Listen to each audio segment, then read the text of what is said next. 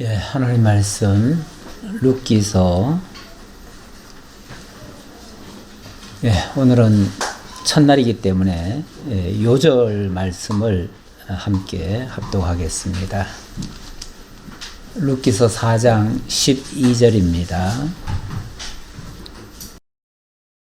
여호와께서 이 젊은 여자로 말미암아 내게 상속자를 주사 내 집이 다말이 유다에게 낳아준 베레스의 집과 같게 하시기를 원하노라 하니라. 아멘. 내 집이 다말이 유다에게 낳아준 베레스의 집과 같게 하시기를 원한다. 이게 지금 축복의 말인가요? 저주의 말인가요? 축복인데 저주 같아요. 예. 일단 다말이 누구죠? 며느리. 유다의 며느리죠. 유다의 며느리예요. 근데 다말이 유다를 통해서, 유다가 그러니까 다말을 통해서 베레스와 세라인가요? 베레스와 맞죠? 저건 쌍둥이를 낳았어요. 참 유다가 자식이 없는 것도 아니고 자식이 있었습니다. 셋이나 있었어요. 셋이나 있었는데 그 첫째 아들이 정말 여호와 앞에 큰 죄를 짓고 하나님께로부터 침을 당했어요. 그래서 갑자기 죽었어요.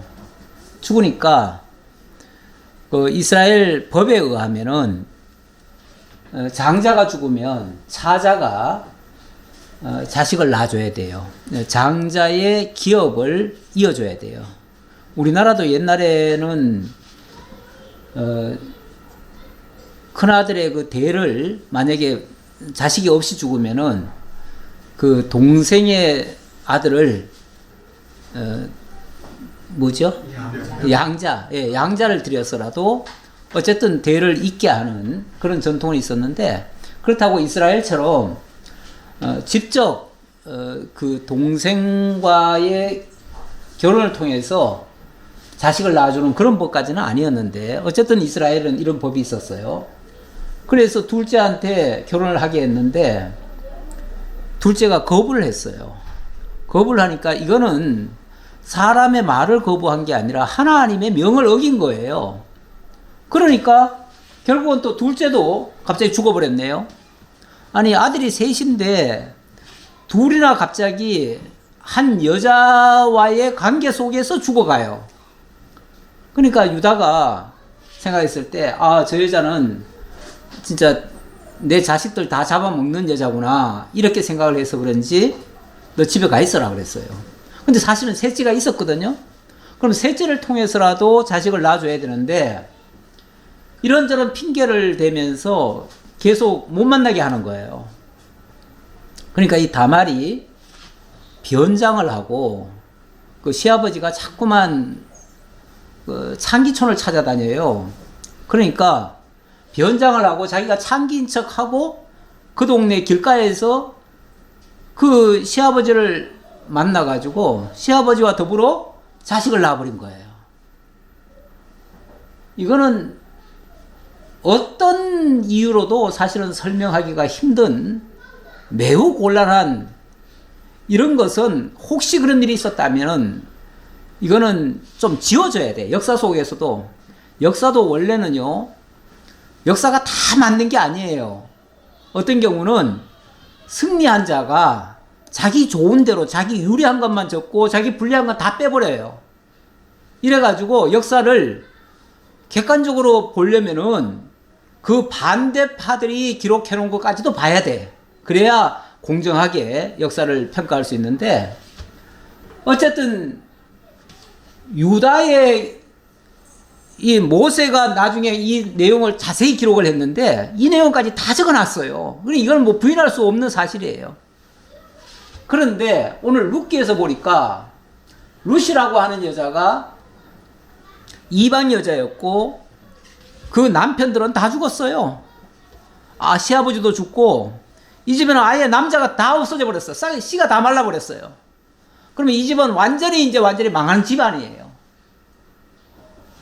그런데 일찍이 하나님께서는 그 집안에게 장차 유다의 뿌리에서 한 싹이 날 것이고 거기서 정말 왕이 있을 것이라고 예언을 해놓고 궁극적으로는 거기서 그 자손 가운데서 메시아도 올 것이라고 이렇게 예언을 해놨어요. 이게 도대체가 말이 안 되는, 집안은 다 복상 망했는데 그 집안에서 일찍이 다말이 유다에게, 이 집도 어쩌면 대가 끊어질 뻔한 거죠. 근데 이 다말이라고 하는 여자가 이상한 행동을 통해서 결국은 쌍둥이를 낳아가지고 그 가문이 이어졌어요. 어쨌든 결과적으로는 이어졌어요. 근데 지금 룻의 집안에도 그렇게 되기를 바라면서 그렇게 축복을 해주는 거예요. 이건 뭐 윤리적으로 도덕적으로 어떤 것으로도 사실은 설명하기가 어려운 얘기인데 결과적으로는 그렇게 되기를 축원하는 내용이에요. 근데 결과적으로 어떻게 됐는가? 그렇게 됐어요. 결혼 과정은 매우 이상해요. 매우 이상한데 결과적으로는 하나님의 뜻을 이룬 결과가 되어버렸어요. 이게 일반 상식적으로는 있을 수 없는 일 같은데 그게 오늘 룻기의 아주 핵심적인 내용이 돼서 이거를 요절로 지금 삼았습니다. 자, 그런 상황에서 지금 우리가 보고자 하는 내용이 제1편 율법서, 역사서, 율법서를 지나서 역사서에 와 있습니다. 성경이라고 하는 것이 전체를 우리가 일관성 있게 봐야 됩니다. 일관성 있게 봐야 되는데 예수님 오실 때로부터 시작을 하자면은 창출 레민신, 소위 말해서 뭐죠? 모세 오경이라고도 하고 이걸 저는 율법서라고 말씀드리고 싶습니다. 율법서. 그 다음에 여호수아부터 시작해가지고 에스더서까지 여기를 역사서라고도 하지요. 역사서. 그 다음에 욥기부터 아가서까지 이거를 시가서 또는 찬양서라고 하죠. 찬양서라고 하고 그 다음에 이사야부터 말라기까지 이 내용을 예언서라고 합니다. 예언서 또는 선지서라고 그러죠. 선지자들이 예언한 내용이다 그 말이죠.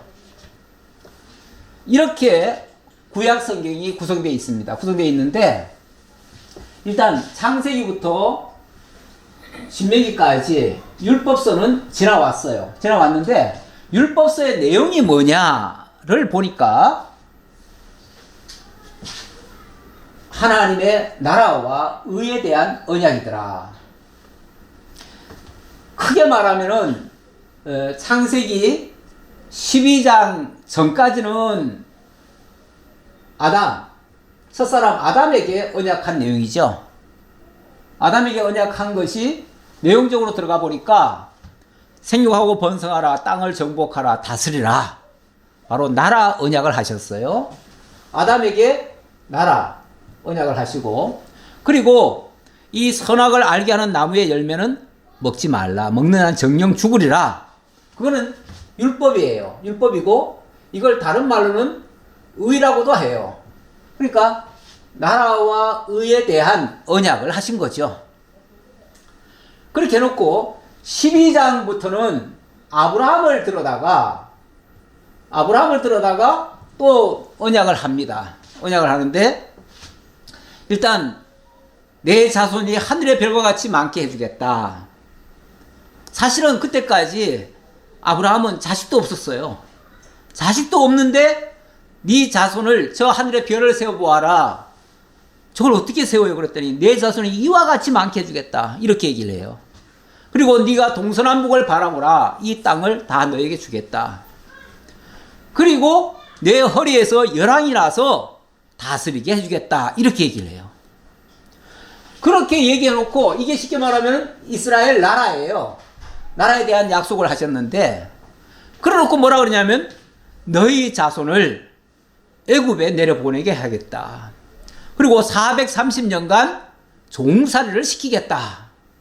그리고 430년 후에 400년 후에 내 자손을 다시 이끌어내서 그래서 땅을 정복하고 다스리게 해주겠다. 이렇게 얘기를 하는 거예요. 그러니까 애굽에 내려가서 종살이 하다가 다시 돌아와서 거룩한 새로운 민족으로 만들어서 내가 해주겠다. 그 얘기예요. 그 내용이 쉽게 말하면은 모세에게 율법 주잖아요. 하나님이 모세를 통해서 400년 후에 모세를 통해서 출애굽 시키잖아요. 시켜놓고 율법을 주잖아요.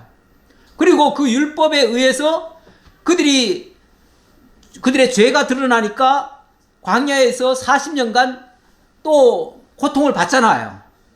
그러다가 마침내 그들을 완전히 새로운 백성 만들어 가지고 그 백성을 가나안 땅, 약속의 땅으로 들여보내요. 이렇게 한 것이 바로 의의 백성으로 만드는 거예요.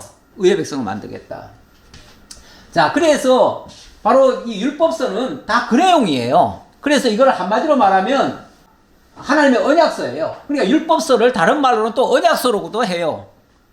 무슨 언약이냐 하면 그 안에 모든 언약이 다 들어있어요.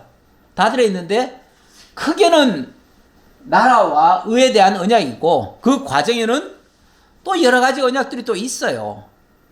예를 들어서 뭐 창세기 3장 15절 같은 경우는 구속 언약 뭐 그런 얘기하죠. 또 뭐 소금 언약이니 또 무슨 언약이니 뭐냐 장관 언약이 여러 가지 이름이 있어요. 있는데 그런 것들은 크게 말하면 나라와 의에 대한 언약의 세부 내용들이에요. 자, 그래서 어쨌든 이거를 모세오경이라고 흔히 그냥 겉으로 나타나는 거는 모세가 썼으니까 모세오경이라고 얘기하고 또 그 안에 율법이 있으니까 율법서라고도 하고 또 그 내용을 들어가 보니까 언약이 하나님의 언약이 줄을 이루고 있어요. 그래서 언약서라고 해요. 뭐 똑같아요. 무슨 말을 쓰든지 똑같아요. 그리고 역사서는 뭐냐면은 여호수아부터 에스더서까지 이렇게 언약한 대로 역사가 이루어지는 거예요. 그래서 일단은 아브라함에게 언약한 것이 더 가까운 내용이기 때문에 이스라엘 나라 언약이 이루어져요. 이루어지기 위해서 땅을 정복해 들어가요. 생육번성한 출애굽에서 생육번성한 백성들이 땅을 정복해 들어갑니다. 그래서 가나안 땅을 정복한 다음에는 그 정복한 내용이 어디까지 얘기냐면은 에스더서까지 그 나라 언약이 이루어지는 거예요. 그러니까 역사라고 하는 게 역사가 뭡니까? 하나님의 언약이 이루어지는 내용이야. 이렇게 말할 수 있는 거예요.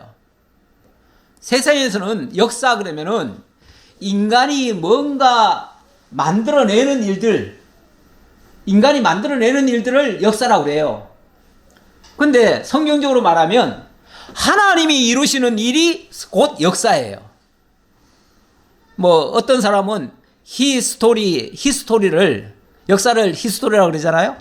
그거를 히스토리, 히 플러스 이야기, 그의 이야기, 그분의 이야기, 하나님이 하시는 일, 그거를 역사다 이렇게 말을 하는데 성경적으로 보면 하나님이 해가시는 일들이에요.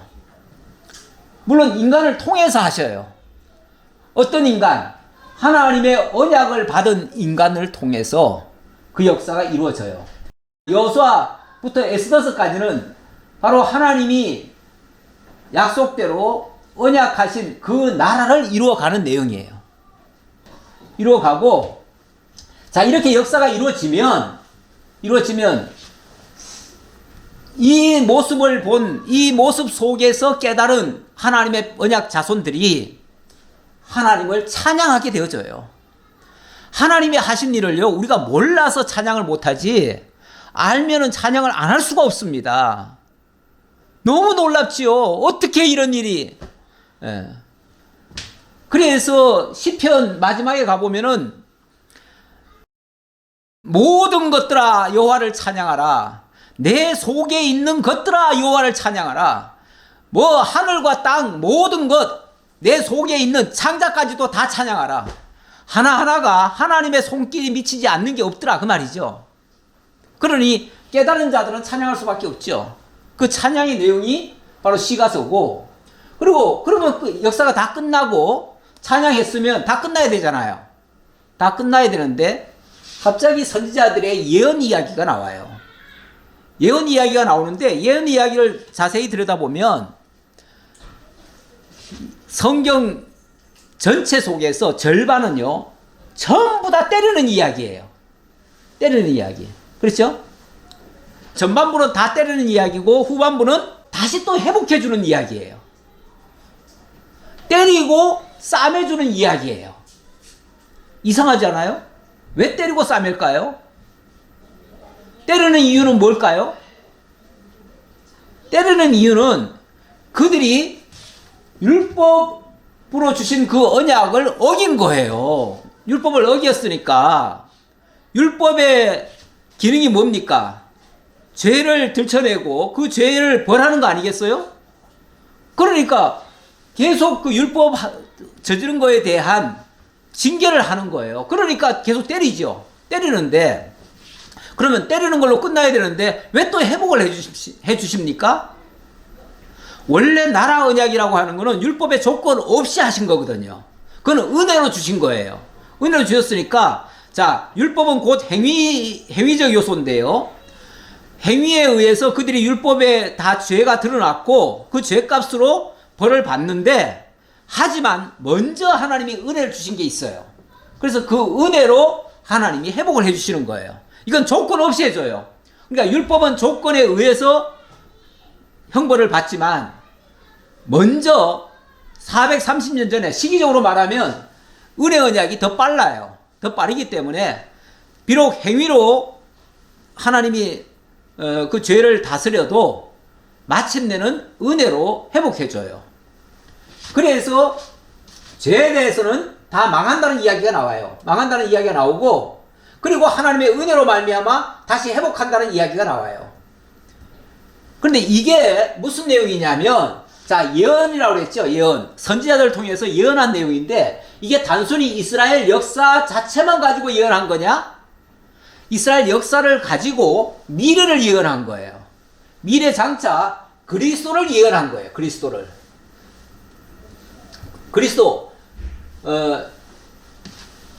이 모든 나라와 의의 언약을 이루어 주실 실체적 언약 성취자. 성취자가 바로 예수 그리스도이신 거예요. 그래서 그리스도께서 이 땅에 오셔서 하실 하나님의 나라와, 그러니까 지금 이 이스라엘 역사라고 하는 것은 아브라함에게 주신 나라와 이스라엘 나라와 이스라엘에 대한 성취거든요. 그런데 장차 그리스도께서 이루실 언약은 뭐냐면 첫사람 아담에게 주신 하나님의 나라와 그의 의에 대한 언약이었어요. 그러다 보니 장차 그리스도께서 언약을 이루시는 건데, 그러려면은 당연히 언약된 것을 이루어야 되는데, 그 언약의 내용이 지금 예언서에서 내용을 보니까 일단 죄에 대해서 때려요. 그리고 하나님의 의를 위하여 다시 살아나게 하셔요. 그게 바로 예수 그리스도가 이 땅에 오셔서 십자가에 죽으시는데, 뭐 때문에 죽으시느냐? 죄 때문에 죽는 거예요. 그리고 다시 살아나셔요. 3일 만에. 왜 살아나는가? 그 의의 언약 때문에 살아나는 거예요. 이렇게 해서 하나님은 결국 나라와 그의 의를 이루시는 여호와이심이, 그 약속을 하시고 약속대로 이루시는 여호와이심이 증명이 된 거예요. 그 사실을 깨닫는 우리들이 그 하나님이야말로 천지의 창조자뿐 아니라 이 세상 삼라만상을 다 주재하시고 다스리시는 분이시고, 장차 그리스도를 통해서 온전히 우리를 구원하실 그 구원자이심을 기억하고 우리로 하여금 그 하나님 경외하면서 또 마침내 완성될 그 하나님의 나라에서 영원히 찬송할 것을 가르쳐주는 그런 내용이다 그 말이에요. 자, 이런 내용을 이제 소개하기 위해서 역사서에서 나라 언약 성취 과정을 얘기하는데 그 과정에서는 제1장이 언약의 땅 정복하는 내용이었습니다. 그게 여호수아에서부터 사사기까지 바로 지난주까지 우리가 살펴봤던 내용이 바로 이 내용이에요. 언약의 땅을 정복하는 내용이었다 그 말이죠. 그러니까 곳곳에 가나안 땅 점령하는 이야기 나왔잖아요. 맨 싸우는 이야기였죠 뭐. 그리고 싸우는 과정에서도 그들의 죄는 여전히 드러나요. 예. 그 다음에는 제2장은 선민국가 성취 내용이에요. 요거 이제 그러니까 요거 단계 그 다음 단계란 얘기죠. 원래 이스라엘 나라 언약을 하셨는데 나라라고 하는 게 이루어지려면 자손이 있어야 되고 제일 먼저 땅이 있어야 되고 그리고 통치가 이루어져야 돼요. 통치가 이루어지려면 왕이 있어야 돼요. 통치자가 있어야죠. 그렇죠? 왕이 있어야 돼요. 그래서 요 선민국가 성취 그러니까 언약의 땅 정복 이미 자손은 이거는 출애굽기에서부터 이미 자손 생육 번성했죠. 민수기도 세대 교체는 했지만은 그것도 자손 번성이나 마찬가지예요. 또 신명기에서는 그 자손에게 또 약속을 하는 내용이고요. 이거는 다 자손에 관계되는 얘기인데 여호수아부터는 땅 정복 이야기예요. 어쨌든 크게 큰 줄기로 보면 자손이 출애굽기에서 끝나고요. 이게 이제 율법서에서 끝나고요. 땅 정복은 여호수아부터 사사기까지. 자, 요렇게 되고 그 다음에 다음 단계가 바로 이 통치자가 세워지는 이야기인데 통치자가 세워지려면은 당연히 그 통치자 할 그 왕의 제목이 있어야지요. 왕이 쉽게 말하면 출연해야지요. 출연해야 되는데 룻기에서부터 에스더서까지가 바로 다윗 왕을 중심으로 한 이야기예요. 다윗 왕을 중심으로 하는 이야기인데 왜냐하면 언약의 왕이 유다 자손에서 올 왕이거든요.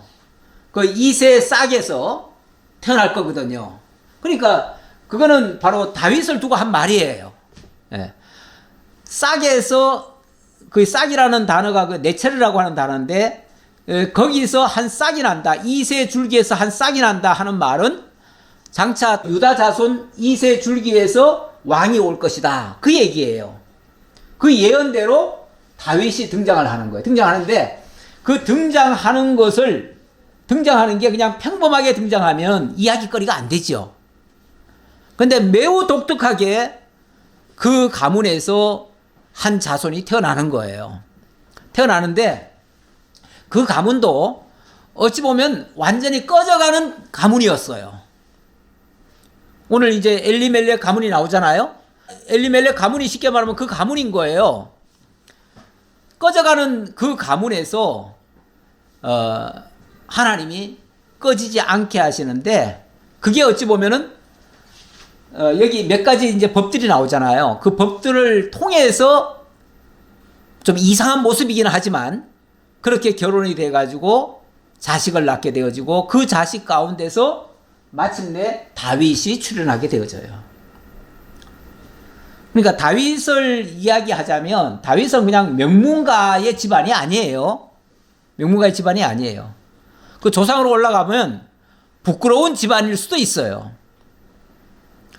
마태복음의 1장에 보면 그 아브라함과 다윗의 자손 예수 그리스도의 계보라 해가지고 예수 그리스도의 그 계보가 쭉 나오는데 그 안에 보면 4명의 여자들이 등장을 해요. 아니 뭐 다른 사람들은 왜 여자들 얘기를 안 하면서 누가 누구를 낳고 누구를 낳고 해가지고 다 남자들만 얘기하는데 하필 4명의 여자를 딱 열거합니다. 그런데 그 4명의 여자들이 한결같이 보면은 이방인이고요. 비난받던 사람이고요. 죄인 같은 사람이에요. 그러니까 사실은 거기에 낄 수가 없는 사람들이에요. 그런데 하나님이 그들을 통해서 아브라함과 다윗의 자손 예수 그리스도가 오게 하셔요. 그 과정에 한 사람이 바로 룻이라는 사람입니다. 그러니까 인간적인 성공 스토리가 아니에요. 인간적으로 말하면 이 사람이 성공한 사람으로 우리가 추앙해야 줘야 할 이유가 없는 사람이에요. 어쩌면 버림받아도 할 말 없는 사람이에요. 그런데 하나님은 그 여자를 통해서 하나님의 역사가 이루어지게 하셔요. 그러니까 이게 결국은 하나님이 하신다는 얘기예요. 자, 이 선민국가를 성취하는 내용 가운데 먼저 선민국가가 창건되는 내용이 나오는데, 창건되는 내용이 룻기에서부터 사무엘 상하가 되겠습니다. 자, 선민국가가 창건되려면 일단은 왕이 준비가 돼야 되고 왕가가 준비가 돼야 됩니다. 왕가가 준비돼야 되는데 그 왕가 준비하는 내용이 바로 룻기의 내용이다. 그렇게 보시고요. 근데 이거는 이제 제가 참고적으로 자료를 좀 찾다 보니까 어느 분이 책에 있는 내용이에요. 책에 있는 내용인데 이 룻기가 넉 장밖에 안 됩니다. 넉 장밖에 안 되는데 이걸 가지고 15회 설교를 하고 거기에 제목을 우리가 한번 참고해 볼 필요가 있을 것 같아 가지고 좀 적어봤어요. 적어봤는데 제목이 이렇습니다. 결정을 내려야 할 때 피할 수 없는 문제 앞에서 나오미의 강구, 룻의 믿음, 참사랑, 룻의 겸손, 안식할 곳, 이런 여인이 되십시오. 기다리는 마음, 이루어지고 있는 룻의 기도, 진정한 축복, 이런 남편, 이런 아내. 재미있죠? 좋은 내용이에요. 좋은 가정 만드는데 아주 좋은 유익한 내용이다. 그런 얘기예요. 그러니까 한마디로 룻기를 다 교훈적으로 풀어내는 그런 설교의 내용입니다. 그래서 결론을 어떻게 내렸느냐? 이방인이요 초라한 과부에 불과했던 룻이 신앙의 순결을 지켜서 상을 얻고 구속사적으로도 다윗과 우리 주님 예수의 조상까지 되는 축복을 얻었다. 이렇게 결론을 내렸어요. 그러니까 이 모든 공로가 누구에게 돌아가죠? 룻에게 돌아가죠. 룻이 신앙을 잘 지켜서 정말 형편없는 여자인데 신앙을 잘 지켜서 이렇게 복을 받고 복만 받을 뿐만 아니라 우리 주님의 조상이 되는 그 엄청난 축복까지도 받았다. 정말 우리도 이렇게 신앙을 지켜야 된다. 이렇게 설교하는 내용이죠. 요거는 제가 그랜드 주석에 있는 거를 제가 방금 스캔을 했습니다. 스캔을 해가지고 올렸는데요. 여기 또 보니까 비슷한 맥락이에요. 일단 룻기를 어떻게 보느냐. 전체적인 내용을 보니까 두 파트로 나눴는데 1, 2장은 헌신적인 룻의 사랑과 신앙, 또 3, 4장은 보상받은 룻의 사랑과 신앙. 그러니까 룻이 신앙을 잘 지켰고 거기에 따른 보상으로 이렇게 축복을 받았다. 이제 그 내용이에요. 내용에 들어가 보니까 1장은 룻의 결단과 결단의 요청, 룻의 헌신, 룻의 헌신을 쉽게 말하면 룻의 결단을 강조해놓고 우리도 결단합시다 이렇게 얘기한 거죠.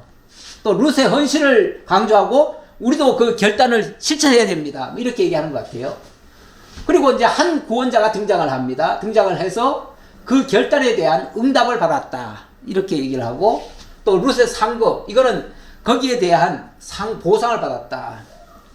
그리고 이거는 문체는 단편 역사 실화 소설이다 이렇게 적어놨어요. 이건 지금 주석에 있는 내용 그대로 내가 스캔한 거니까 그대로 말씀드립니다. 이거를 일종의 소설처럼 여기고, 물론 뭐 역사 실화 소설이라고 했으니까 실제 있었던 이야기인데 소설이다 이렇게 이걸 본 거예요. 룻기를 이렇게 보는 거예요. 이렇게 보면 하나님의 계시적 관점으로 보는 게 아니고 인간적인 그런 내용으로 보는 거예요. 그냥 소설적으로는 감정으로 보는 거예요. 그런데 이제 저는 어떻게 이거를 설명을 할 것인가? 우리 이제 성경, 제가 아까 성경 전체 목차를 쭉 적어 놓은 이유는 우리는 이 큰 흐름 속에서 이 내용을 본다는 거죠. 그 큰 흐름 속에서 보니까 본서는 한마디로 말하면 언약대로 왕을 예비하시는 여호와를 소개하고 있다.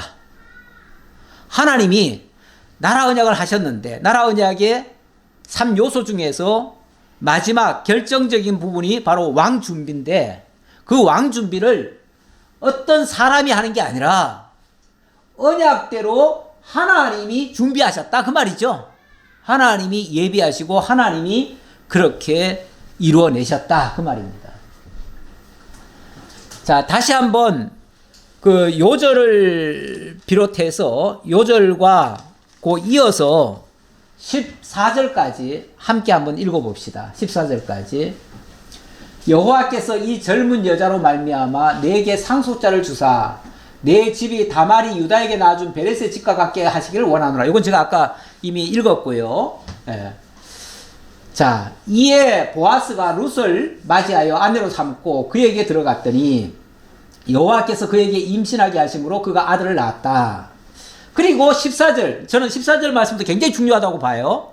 그래서 14절까지 적어놨는데, 자, 그랬더니 여인들이 나오미에게 이르되 찬송할지로다. 여호와께서 이렇게 나옵니다. 지금 뭐 나오미를 찬양한다는 말은 아니겠죠. 당연히 하나님을 찬양하죠. 이렇게 하신 그 하나님을 우리가 찬양합시다 라고 하면서 여호와께서 오늘 너에게 기업 물을 자가 없게 하지 아니하셨도다. 원래는 이 집에 대가 끊어져 버렸어요. 끊어졌는데 하나님이 기업 물을 자를 통해서 기업을 무르게 하셨다. 기업을 무른다는 것은 기업을 회복한다는 얘기예요. 끊어진 대를 다시 이어준다는 얘기예요. 이 아이의 이름이, 자, 그렇게 하고 거기서 태어날 어떤 아이가 있을 거 아니겠어요?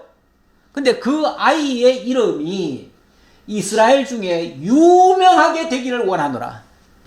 이스라엘 중에 유명하기를, 이스라엘의 아주 핵심적인 인물이 되기를. 그러면 이스라엘이라고 하는 나라가 세워지려면 반드시 가장 중요한 요소가 왕이란 말이에요. 근데 그 왕이, 여기서 태어날 자가 바로 그 왕이 될 것이고 그 왕이 앞으로 유명해질 것이다 그 얘기예요. 그가 바로 이 하나님이 세우시는 그 이스라엘 나라의 중심적 인물이 될 것이다 그 얘기죠. 룻기는 바로 이 내용을 증거하고 있다. 이 내용을. 그래서 그 언약하신 그 왕을 준비하시는 여호와, 그 여호와에 대한 증거다 그 말이죠. 어떤 사람 증거가 아니다. 사람 증거가 아니라 여호와 증거다. 언약하시고 언약대로 이루시는 그 여호와, 그 여호와가 참으로 신실하셔서 당신이 말씀하신 그대로 나라를 이루시고 그렇게 하신다. 이 내용을 기록한 자는 사무엘입니다. 사무엘이 기록했고, 사무엘이 살아있던 시절, 바로 주전 1011년에서부터 931년경 그 시대에 기록한 내용이다. 이 시대적 상황은 이미 우리가 사사기를 통해서 보았지만은 그 사사시대예요. 그러니까 사람들이 자기 소견에 옳은 대로 행하던 그 시절이에요. 그때는 하나님의 뜻이 뭔지도 몰라. 그냥 자기네들 방식대로 좋은 대로 그냥 살아왔어요. 그러다 보니 엉망진창이에요, 한마디로. 사실은 이 엘리멜렉 가문이 나오는데 엘리멜렉 가문도요, 자기 하고 싶은 대로 하다가 그냥 다 망하는 집안이에요. 그런데 결과적으로는 하나님의 언약을 이루시더라 그 말이죠. 기록의 목적은 언약 자손들에게 약속하신 왕을 예배하시는 하나님을 계시하여 하나님을 드러내 보여주어서 그 말이죠. 그래서 자기 백성들 하여금 깨달아 알고 경외하게 하시려는데 목적이 있다. 이런 목적으로 이 본서를 기록했다 그 말이고, 저도 이제 역시 룻기를 두 파트로 나눠서 설명드리겠는데요. 일단 1, 2장은 약속의 자손을 준비하시는 하나님 이야기입니다. 그리고 3, 4장에서는 그 약속된 왕이 출생하는 그런 내용이 되겠습니다. 자, 여기에는 본서만이 갖고 있는 아주 독특한 그러한 제도라고 할까요? 그런 법들이 나옵니다. 몇 가지가 나와요. 이게 다른 데는 잘 안 나오기 때문에 그래서 특별 제도다 이렇게 말씀드리겠는데, 여기서 만들었다는 건 아니고요. 이미 모세 오경 안에 들어있는 내용이에요. 들어있는 내용이 거기서는 왜 그런 제도가 나왔을까 이해가 안 됐어요. 솔직히 말해서. 아니 도대체 왜 이런 법을 만들었지? 하나님이 왜 모세를 통해서 이런 법을 하게 했지? 라고 생각했는데 보니까 이 룻기에서 이렇게 이루어지려고 한 거예요. 그러니까 우리 하나님이 빈틈이 없어요. 뭘 하나 하셨는데 우리는 이해가 안 돼요. 하지만 지나놓고 보면 아 그래서 하셨군요 라는 감탄이 나와요. 근데 여기 아주 이상한 법이 이제 뭐 그냥 대표적으로 여러 가지가 있는데 한 3개만 제가 꼽아봤습니다. 일단 계대 혼인법이라고 하는 게 있고요. 이건 뭐 또 다른 말로 하면은 형사치수법이라고도 합니다. 형사치수법. 형사치수법이죠. 그러니까 형이 죽으면 동생의 아내를 취하는 법, 그 말이에요. 뭐 우리로서는 이해가 할 수가 없어요. 솔직히 말하면 이해가 안 되는데 어쨌든 여기는 이런 법이 있어요. 요거를 다른 말로는 계대 혼인법이라고 합니다. 그리고 기업 무르는 법이라는 게 있어요. 아니 어느 우리 재산이 우리 기업이 대가 끊겨가지고 더 이상 기업 물을 사람이 없어요. 쉽게 말하면 유산 줄 사람도 없어요. 그리고 어떤 경우에는 또 뺏기는 경우도 있어요. 그런데 이거를 하나님께서는 그 기업은 반드시 너에게로 다시 돌아와야 된다. 이렇게 얘기를 하시는 거예요. 그걸 돌아오게 하시려고 여러 가지 방법을 하나님 동원하시는데 일단 네가 힘이 있으면은 네가 되찾고 힘이 없으면은 내 사촌들이 찾고 사촌들이 힘이 없으면 친족들 가운데서 찾고 친족도 없으면은 나중에 가면 자동으로 돌아오도록 이렇게까지도 해요. 그래서 어떤 경우에도 하나님이 한번 정하신 기업은 바뀔 수가 없다. 이건 사람이 주고받고 팔고 사고 할 수 있는 게 아니다. 하나님이 하시는 거다. 그래가지고 그 기업이 어떤 경우에도 바뀌어지지 않도록 하는데 기업 무르는 법을 원어로는 가을이라고 그러는데요. 일종의 구속이라고 하는 의미와 같아요. 왜냐하면 변할 수가 없거든요. 딱 고정이 될 수밖에 없기 때문에. 그리고 그 기업을 물러주는 사람이 있어요. 무르는 사람을 고엘이라고 그래요. 고엘이라고 그러는데 이 본문에도 그 고엘이 보아스라는 사람이 이 일을 해요. 원 자격자는 딴 사람이 있는데 아무개 씨라고 이름은 잘 모르지만 자고 아무개라고 표현되어 있어요. 그 아무개 씨가 물어줘야 되는데 그 사람이 나는 싫다. 내가 그렇게 하면은 내 집안에 손해가 난다. 나는 안 무르겠다 하니까 그래? 그럼 너는 빠져. 너는 신발 벗은 자야. 하면서 그에게 신발을 벗기고 침을 뱉어요. 그것도 이상한 법이긴 해요. 그런데 자관 그렇게까지라도 이것이 얼마나 중요한가를 지금 설명하는 얘기예요. 그걸 만약에 안 물은다는 건 굉장히 치욕적인 거고 부끄러운 일이야 라고 얘기하는 거예요. 그리고 이삭 줍는 법이 레위기에 가면은 나오는데 거기에 대해서도 이 본서에서는 그게 실제적으로 그런 일이 있었다라는 걸 보여주고 있어요. 바로 이런 과정을 거쳐서 계대 혼인법과 기업 무르는 법과 이삭 줍는 법을 통해서 룻이 보아스라는 사람을 만나게 되어지고 거기서 새로운 역사가 이루어지는 거예요. 계대 혼인법은 신명기 25장 5절에서 10절까지 나오는데요. 그 내용을 한번 잠깐만 읽어보면요. 뭐 다 이미 설명드렸지만 형제들이 함께 살다가 그중 하나가 죽고 아들이 없거든. 그 죽은 자의 아내는 나가서 타인에게 시집가지 말고 그의 남편의 형제가 그에게로 들어가서 그를 맞이하여 아내로 삼아 그의 남편의 형제된 의무를 그에게 다 행하라. 이렇게 얘기합니다. 그래서 그 여인의 낳은 첫아들이 그 죽은 형제의 이름을 잊게 해서 그 이름이 이스라엘 중에서 끊어지지 않게 할 것이니라. 여기서 초점은 어디 있습니까? 기업은 절대 끊어질 수 없다. 여기에 방점을 둬야 돼요. 만약에 그렇게 안 하면 그 사람 끌고 재판장에 가가지고 이 사람이 계대 혼인을 안 하려고 합니다. 그러면은 그의 형제 아내가 장로들 앞에서 그에게 나가서 그의 발에서 신을 벗기고 그의 얼굴에 침을 뱉으며 이르기를 그의 형제 집을 세우기를 즐겨 아니하는 자에게는 이같이 할 것이라 하고 이스라엘 중에서 그의 이름을 신벗긴 받은 자의 집이라 부를 것이니라. 이렇게 하라고 레위기에서 적어놨어요. 적어놨는데 도대체 이런 일이 일어날까 싶었는데 보니까 룻기에 그대로 있어요. 실제로.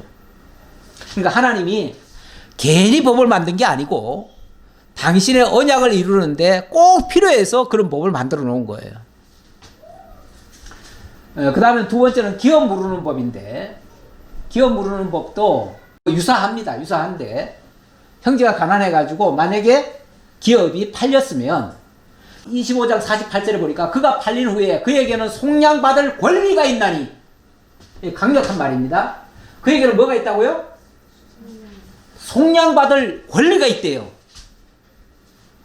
아, 나는 낙장 불입이야. 한번 내 것 됐으면 절대 안 줘. 못 물려. 이럴 수 없다 그 말이에요. 그 원주인이 내게 권리가 있어. 구속받을 권리가 있다는 거예요. 그러면서 속량받을 권리가 있으니 내놔라. 이럴 수 있다는 거예요. 돈 내놔. 그러면은 다른 형제가 내가 대신 줄게.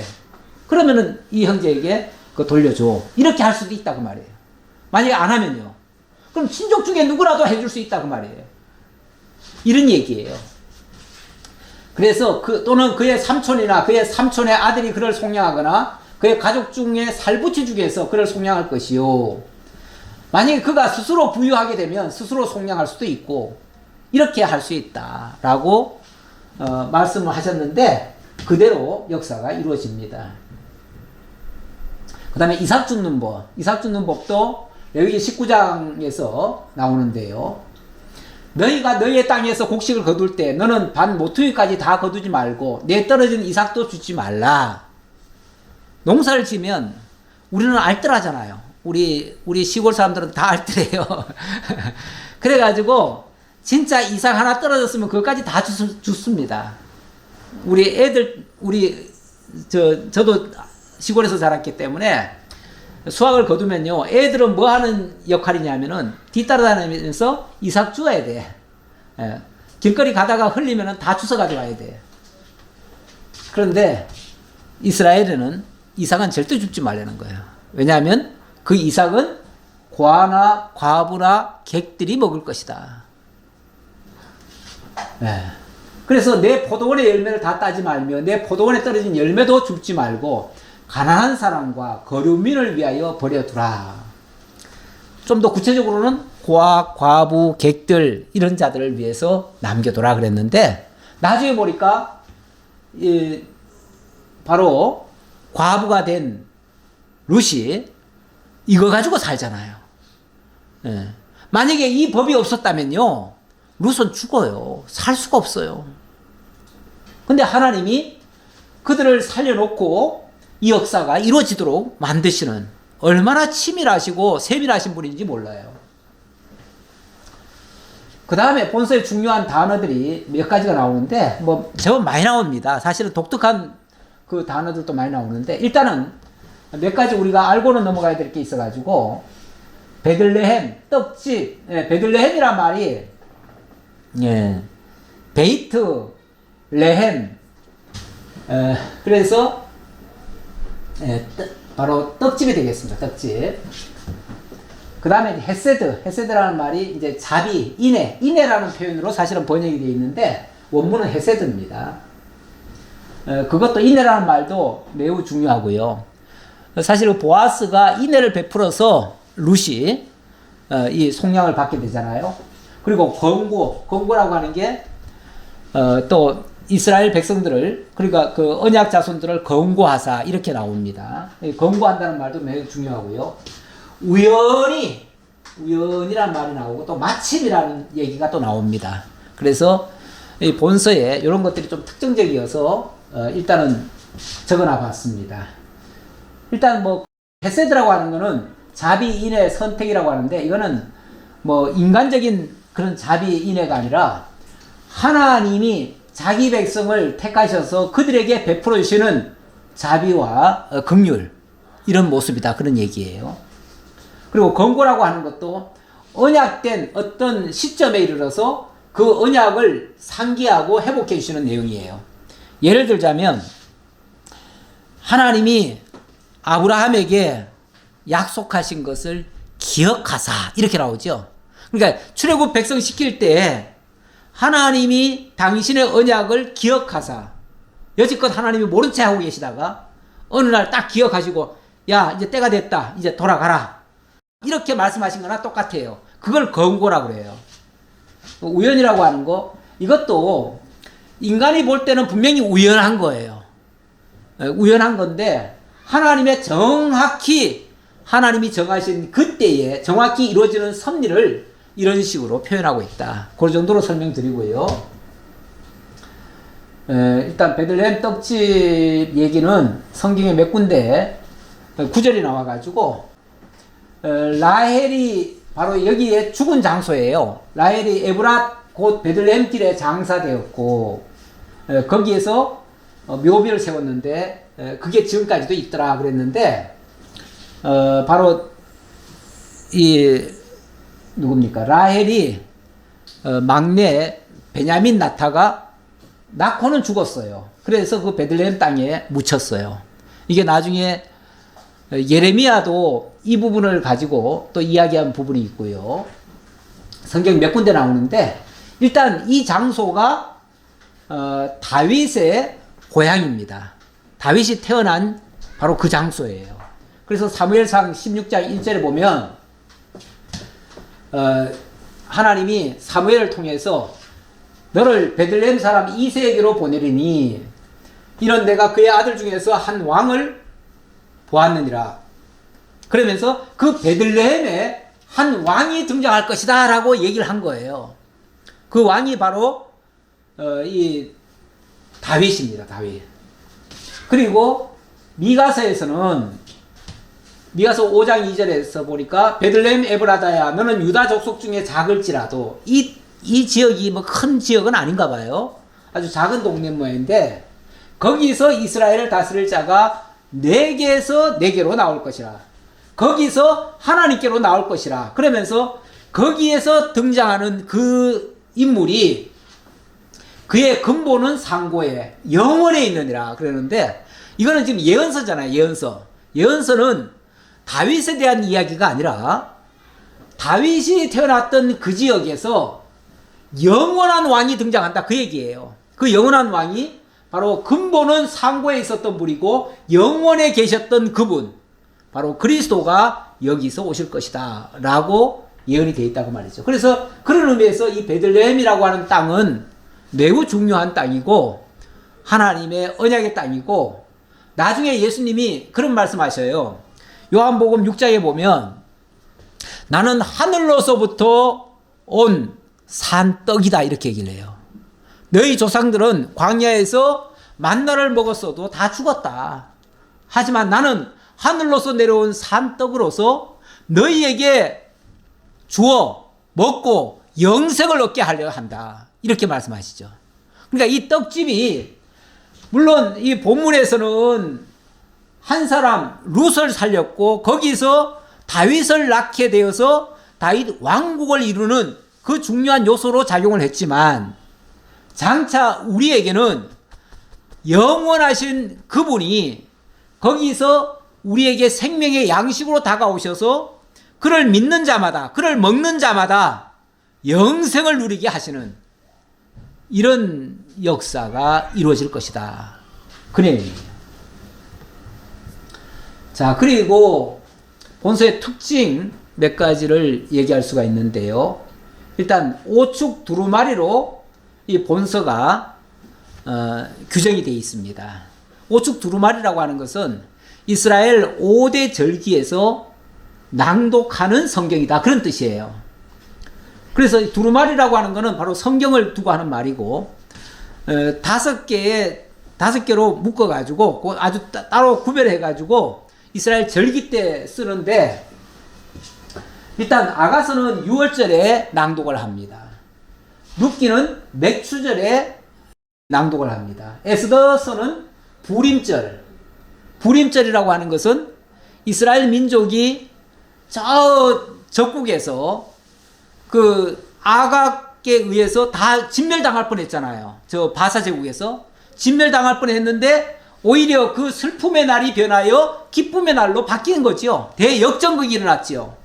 바로 그날을 기념하는 것이 바로 에스더서의 내용이고요. 전도서는 초막절. 그리고 보니까 유월절, 맥추절, 초막절. 요거는 이스라엘의 3대 절기고 이스라엘 남자면은 무조건 이날은 만사 제켜놓고 성전에 올라가라. 그런 말씀도 있어요.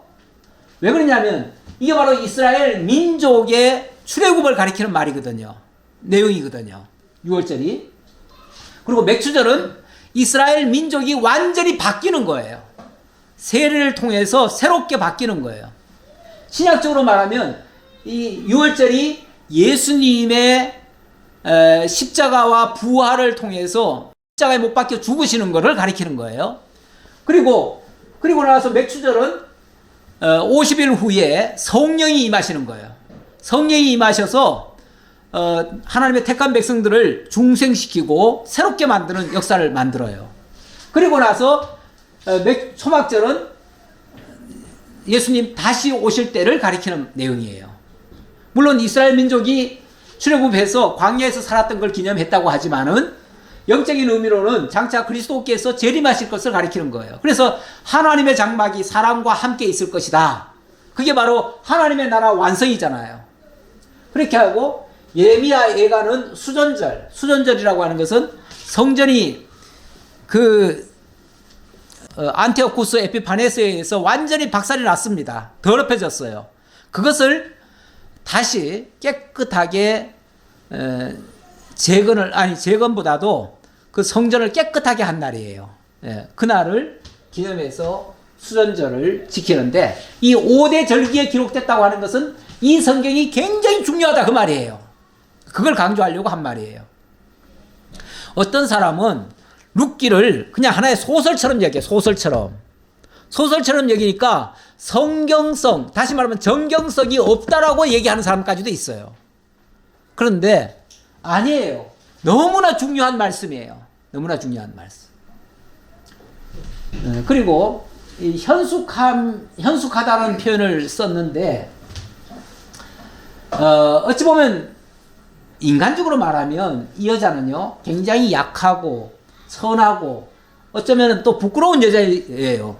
그런데 오히려 하나님께서는 그를 통해서 위대한 왕이 태어나게 하는 이런 역사를 만들어내시는데 이것이 사람의 뜻과 능력이 아니라 전능자 하나님의 능력으로 되어짐을 계시하기 위한 내용이다. 이렇게 볼 수 있고요.